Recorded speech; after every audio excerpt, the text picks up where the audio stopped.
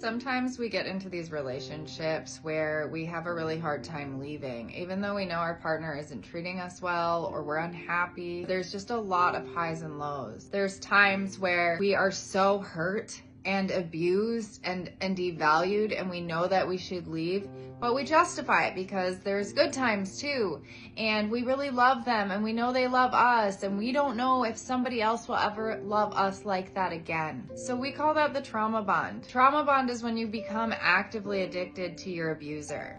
This happens because of the cycles of high and low. If you're unsure if you're in an abusive relationship, you're not sure that it's abusive because you have good times, that does not negate it from being an abusive relationship, because all abusive relationships have good times. It is that cycle of good times and bad times that causes this trauma bond. So what's happening is there's a chemical release going on in our mind.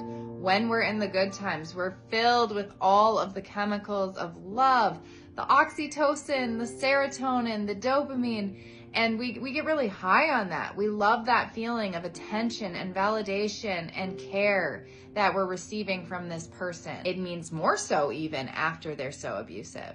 When we see how much they devalue us, it almost means more when they give us that love. It's almost like when we are consistently given that, we take it for granted, and you appreciate that goodness so much more from your abuser.